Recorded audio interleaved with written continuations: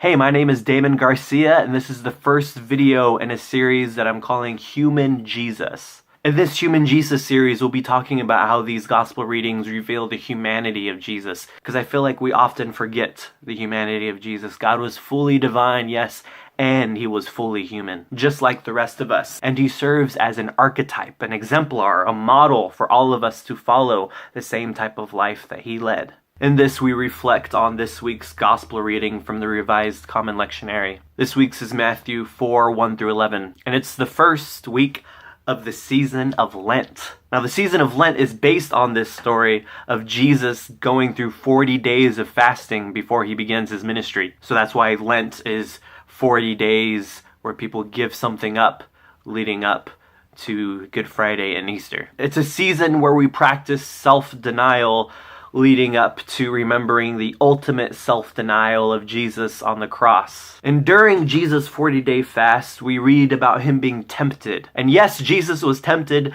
just like all of us.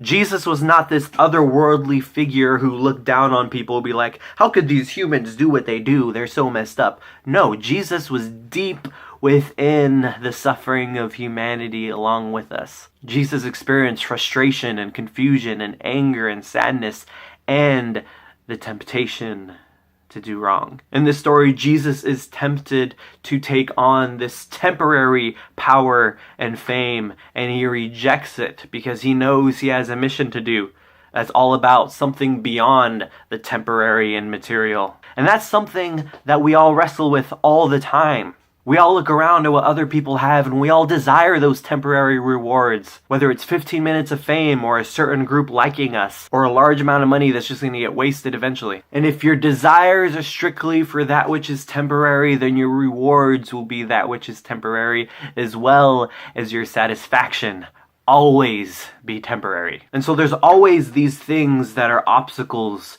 to us actually fulfilling our calling. For Jesus, it was this obstacle of taking temporary power and fame. For you, it may be something else. What's distracting you? What's keeping you from moving forward? What is that thing in your life that's holding you back from going full force into following your purpose? It can be anything. And those are the type of things that people should actually try to give up during the 40 days of Lent.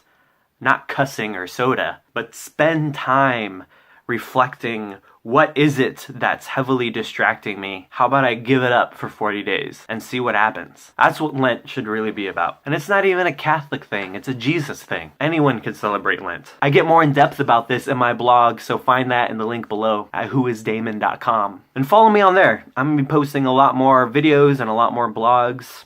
Keep up. I'll see you guys later.